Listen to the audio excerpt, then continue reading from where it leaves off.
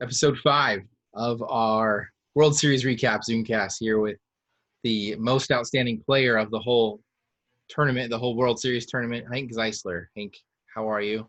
How's quarantine life for you, and how's finishing up school? I'm good. I'm good. Thank you for having me. I've seen the other videos. It's been super awesome to relive the World Series. I know my house and my roommates, we rewatched a few of the games right at the beginning. And even 2 months later, it's like a whole nother refresh. But quarantine's been good, just hanging in there, doing what we can do. A bunch of my roommates are still here, which is nice. Got a nice setup in our house. Got a little home gym. We're still able to hit at the batting cage, so we're making the best of what we got. And you're sitting there, and you're with Garcia, right? So you guys are all helping him get ready for the draft next week, and Yep. yeah, Nick, Cody, Joe, and Trevor Mars and myself, we're all still down here. So yeah, and we're all really looking forward to next week for Nick. I think we're all very excited for him. it's good of you guys to help him get ready, and glad you guys were all there to stay together and Yeah, help everybody get through it. I guess it probably staying a little bit more sane than somebody that's staying by themselves or kind of distancing from everybody else. So it's good for you guys for staying there and doing it out together. most definitely. You say you talk about rewatching the World Series, and I'm sure just as a team, I mean, experiencing something like a national championship as just being on the team, having a jersey, whether you're in the field on the bench, is life almost life changing. It's the memory of a lifetime, to put it, I guess, that way. But for you in particular, you were so locked in on that World Series. Um, Let me just read off your stats really quick in case anybody needs a refresher. Hank was 14 for 26 in 7 games in Cedar Rapids. That's a batting average of 538, which if you play a video game, maybe you can accomplish that one day. 10 runs scored, 3 doubles, 5 RBIs, 654 slugging. He was a 613 on base percentage. So for you stat guys out there, that is a 1267 OPS, which again, play a video game and maybe you can get those kind of numbers. How were you so locked in when you got to Cedar Rapids? And it really started from game one and carried all the way through. Yeah, I mean, it's really a hard feeling to describe. I feel like as a hitter, one thing a lot of hitters talk about is when you're feeling good, you're kind of feeling nothing. You're not thinking about hitting the ball. You're not thinking about doing this and that. It kind of just flows. It works. And I think starting dating back to playoffs really is when I started to start feeling good, start hitting the ball well. I think I had a good series in the Skyac tournament. I remember in the regionals I had a horrendous stat line, but I was hitting balls harder than I have in my whole life. So I tried to not let that get me down and just keep doing what I was doing. And baseball gods must be real because that next super regional against Concordia, I had a great series and it just carried into Cedar Rapids. So, I mean, if you watch the post-game interviews, like Lav said, just I'm feeling good, seeing the ball well, you know. And now Concordia, that super regional, you did start off that one with a 2 home run game against the Tornadoes, and that kind of really set the tone for a sweep of that super regional series against Concordia. And you really like hitting against teams from Texas, but maybe that's a conversation for another day. And you're still, I mean, you were still locked in through this first part of this season. Do you feel like you've just got this immense amount of confidence that has maybe freed you up as a hitter a little bit, because you were still hitting well over 400 when COVID took the last of the season from us, but we were almost half to the halfway point. Yeah, I think confidence is definitely a huge part of it. And there's a fine line between cocky and confidence, but when you go up to the plate thinking you're the best guy out there and there's no way the pitcher's going to get you out, honestly, usually that works. So I think just it carried over from the World Series for sure, because anytime I would get in a little slump or something, I just remind myself, like, hey, dude, you were most outstanding player of the World Series. And it's like, yeah, that's not a fluke. Like, just do your thing, you know? Now, when they announced that, I mean, for all of us that watched it, at least, it was the most obvious decision that you could make, that you could have at that point. We just won the whole thing. And obviously, you were going to be the most outstanding player, just based on your stat line that the rest of us got to see kind of grow throughout the whole week. Did you kind of realize? I mean, I know you said you felt it a little bit, obviously, but did you realize kind of how ridiculous it was, or where you were, and that you were going to be the most outstanding player? As it went on, yeah, it was in the back of my mind, but it was more of just like everything was just rolling, and um, whether I got it or not, I knew I was playing good baseball. And sorry to interrupt, but I have a special guest here with me that I want to say hi, and that I think would be great for this podcast. Hey, I got national championship coach Brian Day here. What's up, Coach? how you doing? Long time no see. How you doing, man? Good, doing great.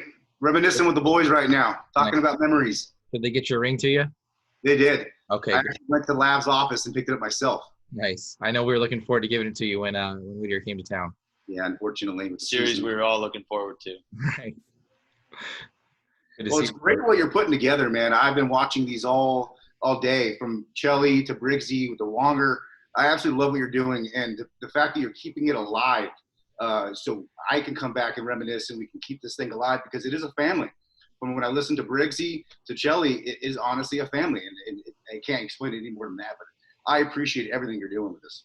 Yeah, no, well, we appreciated the experience that we put together last year, and hey, there's nothing to talk about right now for 2020, so it's still our time, right? Yeah. Hey, we're still national champions, right? Absolutely.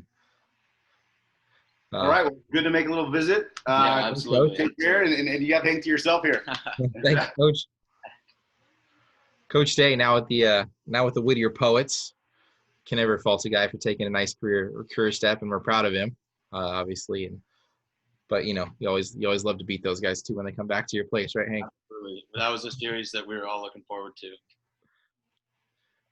So I guess back to you, the most outstanding player. Now we'll kind of dig into Game 5 here. So you fought through the losers bracket, and after a couple of days of fighting, you're kind of on even ground here with UMass Boston. Now it is a winner go home. Birmingham Southern has already clinched the other side of the bracket, so they're waiting for whatever team emerges from this, and they're watching probably every pitch.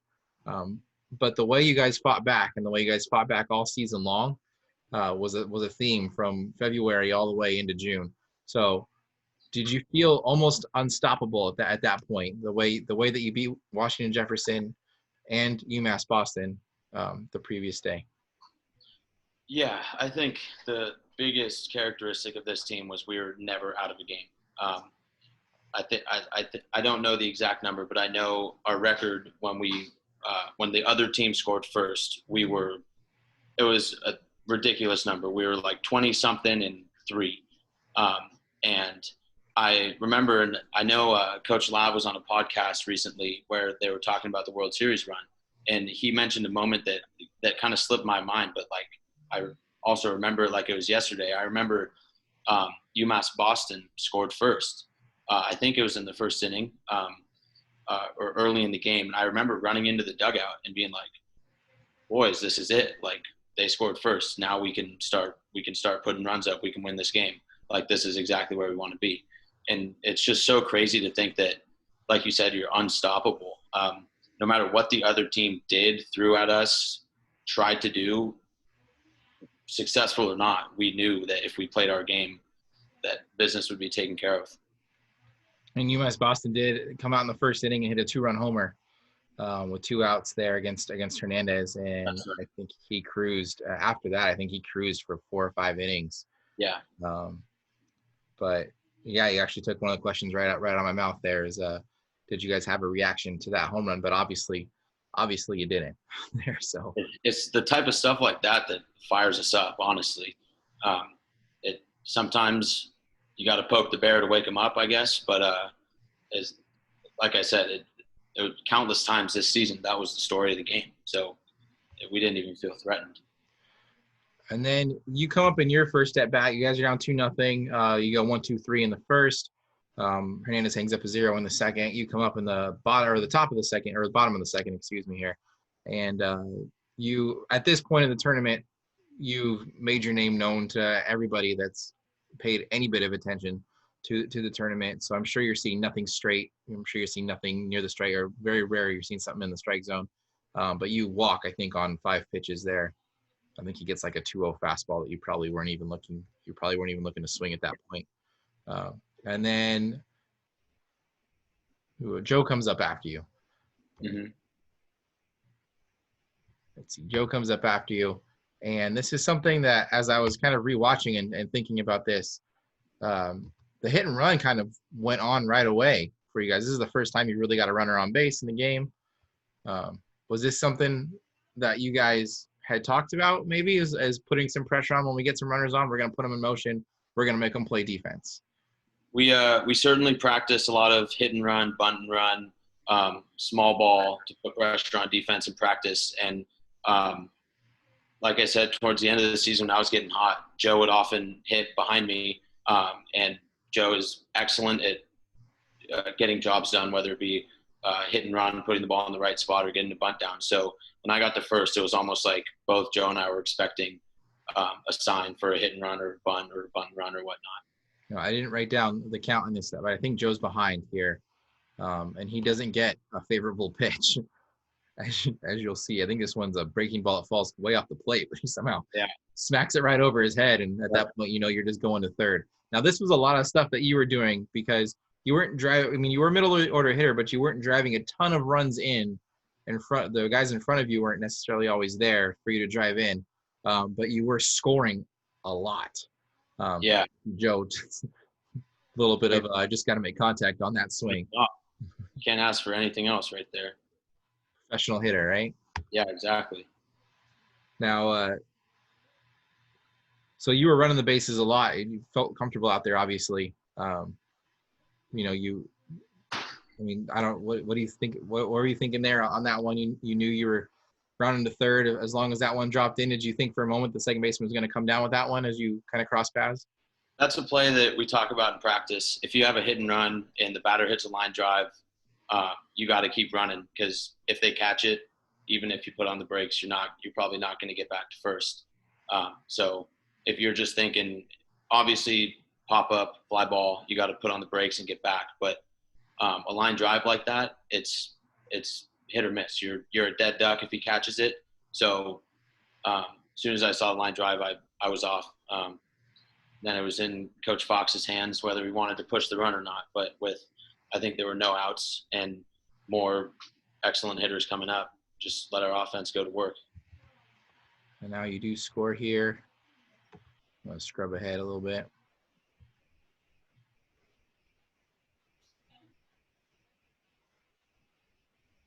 So again, it's 2-0 here.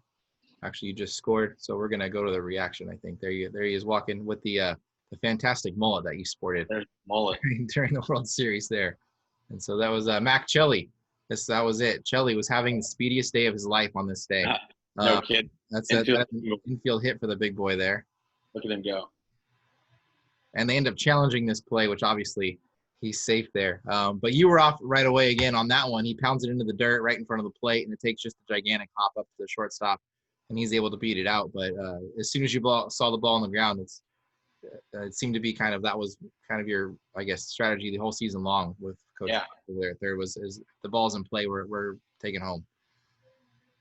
Yeah, my whole baseball career up to this moment, I've never been the fastest guy on the field, but I've always taken a lot of pride in my base running, because base running I feel is a super underrated part of the game where you can steal runs easily.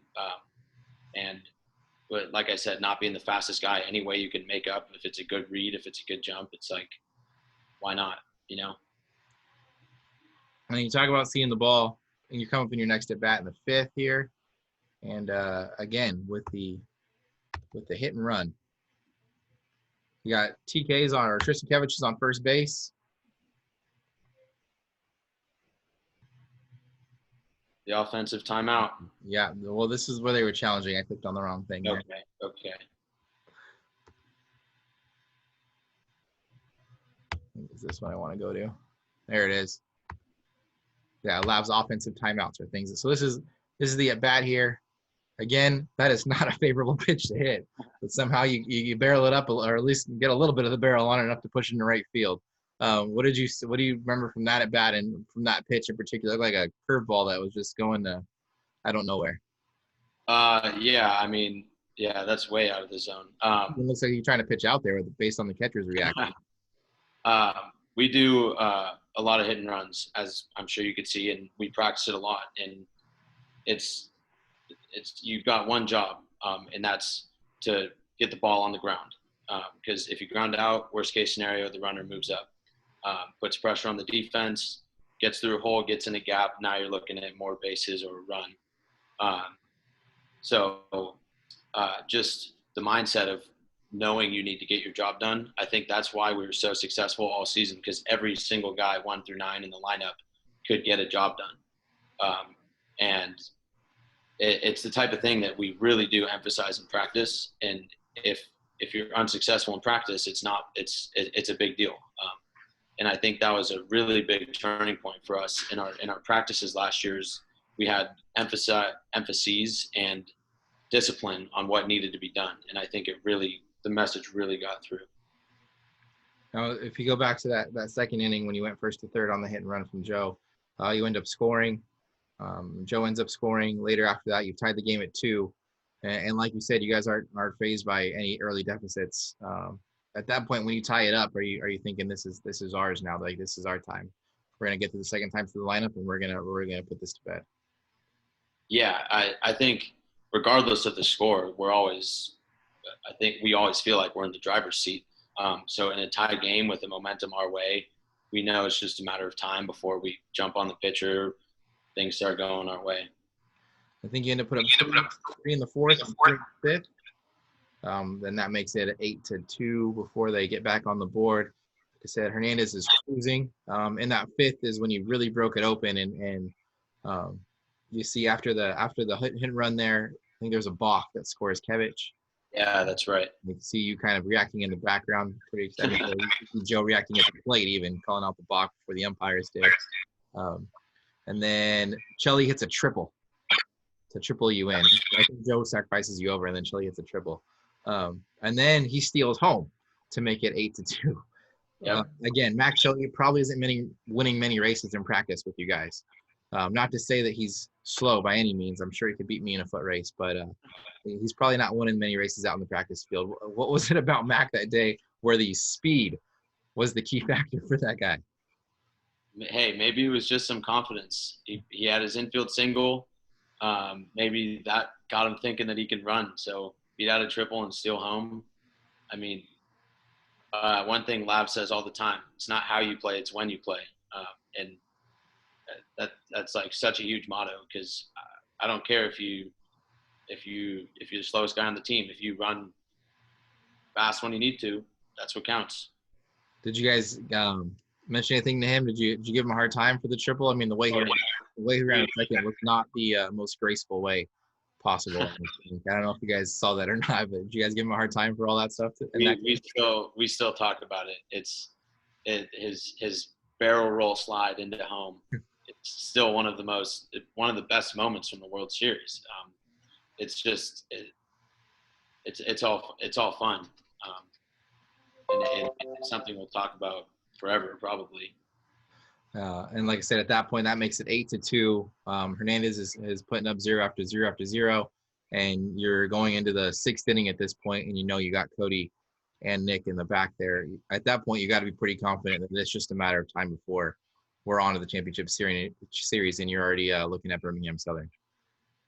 Yeah, absolutely. And I think, as I mentioned before, if we had a lead going into the end of the game, we knew it was lights out with Cody and Nick at the back of the bullpen. All our offense had to do was score a couple runs, and our pitching and defense would take care of it. And I think after we won that game, every single person knew that we were going to win the World Series. We had come through the losers bracket. We had played a bunch of hard games. Birmingham was a great team. They'd been sitting for a few days because they swept their bracket, and we were ready. We were rolling, and all the confidence carried straight over. And you did do that the next day. It was a double header based on the format of the series because you guys needed the extra day. And one other thing about the whole experience here is Hank had the pleasure or the honor of making the final out in the game of the season. Here it is. It's not a difficult play by any means, but I'm sure as it's happening, what's on I'm already getting goosebumps just even though I haven't even seen it. Knowing what's on the line, I'm sure this play must have happened either faster than ever or in super slow motion. So just tell us here as we go, Mason Collins throwing his final pitch of his career here and just a little flare. What's going through your mind? And as the ball's in the air, kind of hit it. That's almost like the Sandlot. Looks like you don't have to move. You just put your glove up, right? It was just I literally have goosebumps just like watching that again. It's just like pure bliss. Like every look you're seeing on guys' faces is just like the genuine happiness. I remember the ball getting hit to me, and like you said, it wasn't a hard play. It was just right there. I don't even remember what happened next, honestly. Just hanging out with your teammates and celebrating the amazing accomplishment that just happened. Now, I do have to give you some advice here. A couple minutes later, one of the photographers comes over to me and says he dropped the ball and hands me the ball. I remember. Now, I know. You're supposed to put that in your pocket, Hank, because that's the thing that you're gonna want. That was the first thing people started asking me when all the celebrating was said and done. Is where's the ball? I said, I was literally so happy. I caught it, put it in my glove, and I chucked my glove straight into the air. But I think one of the groundskeepers saw it, found it, and gave it to Lab. So we do have the ball. But I'm taking notes, and this year my plan was to pocket it, but I guess it'll have to wait till next year, right? Absolutely. And you do have at least another year. I guess you got 2 more years if you want them, but that's a decision for another time probably as well. So, I mean, what goes through your, what are you feeling, I guess, as that celebration goes on? Mason runs around the whole diamond there, gets his home run. You guys finally catch up to him, but then you start passing around the trophy. Once you finally kind of grip that trophy and you hear your name called as the most outstanding player and all that kind of stuff, you get the photo op, and what's the feeling like as it goes on throughout the day there? It's really just like everything coming together. You work so hard over the season, over your whole life. All of these guys, we're all in it to do the same thing. Our team motto or slogan the whole year was family, because even the guys that graduated, I'm still super close with to this day. And it's a moment that you're going to share your whole life. And just like, sure, like we have the trophy and the trophy is great, but it's like so much more than that. It's the memories, it's the experience. It's like the group of guys that makes everything. What was the summer like after that? Where did you go after winning the World Series? Did you go play somewhere, or did you have a job? I did not play summer ball last year. I work for the Giants, San Francisco Giants, over the summer. I do groundskeeping for them.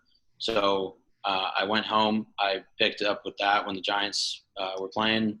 I coach a 12-year-old travel ball team at home. So for me, it was really just took some time off, decompress, because that was a long season. We played a whole extra month of playoff baseball, which obviously is fantastic. I do it every year. But took some time off, started working. I mean, those are 2 jobs that I absolutely love, that are fun. And then just honestly started preparing for the next season, because we were losing a big group of guys. And for me, it was all about continuing where I left off. So after a quick break, it was back to working out, getting stronger, getting better. Did the Giants have anything when you got back? Your boss, your coworkers, any of the players mention anything to you? None of the players did. I doubt they knew anything, but a lot of my coworkers they like to treat me like a little celebrity in the little in that little fishbowl. But it was, I mean, it's so cool because a lot of people look over Division III a lot of the time and whatnot. But like just going back home, I'd go out to get some food. I'd go to the grocery store and I'd see friends from the past. I'd see friends of friends, parents' friends, and everybody from my hometown knew about it. And it was like actually like very, very cool. It was like, hey, congrats. Like, that's super awesome. And that, like, just to have people following along that you haven't seen or talked to in a long time is super awesome. That is part of the whole experience, I guess. Yeah.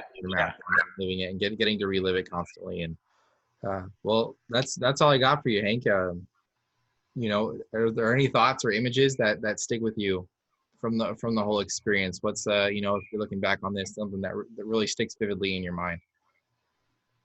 I think it coincidentally having Brian Day here, one of the most like incredible moments. There's a photo of Brian on top of me on the ground, and we're both just like smiling at each other.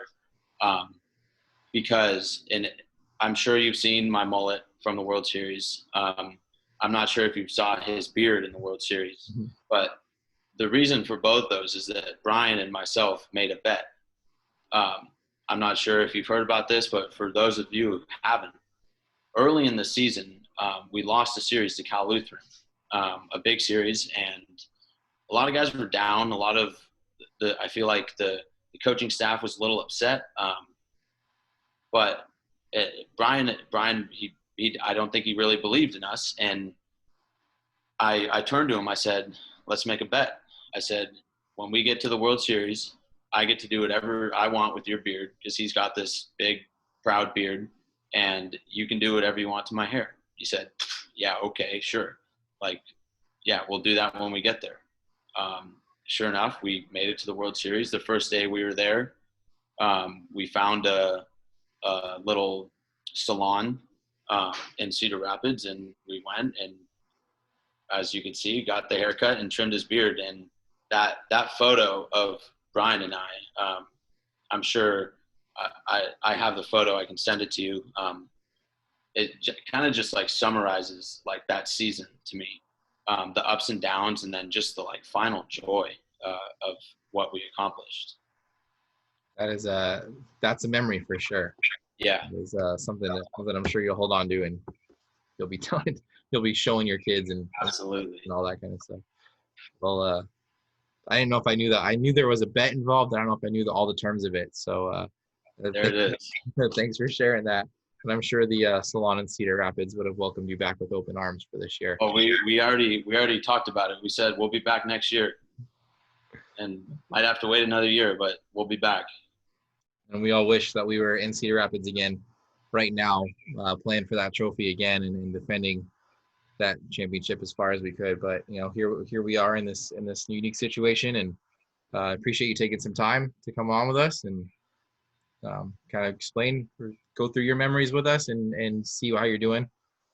And good luck to you in the next couple of weeks. Hopefully we'll see you back in there in the fall, and you'll get to celebrate with Garcia a little bit next week when you hear his name called in the draft. Absolutely. My pleasure. Thank you for having me. What you're doing is super awesome, just to relive it and to get all the other guys' stories and memories. And we're looking forward and keeping our fingers crossed that we can play in the fall to get ready for our next season. All right, Hank. Well, the most outstanding player of the World Series, Hank Zeisler, recapping Game 5. Tomorrow is National Championship Day, and I heard you might be having a watch party with all your teammates, at least the ones that live there. Just smile. Well, maybe we can call in during that one. You guys can check in and see how, and we'll put it all together and see how it looks. Live reaction, absolutely. All right, Hank. Well, thank you again for joining us, and we'll see you hopefully in the fall. Sounds good. Thanks, Steven. Mm-hmm.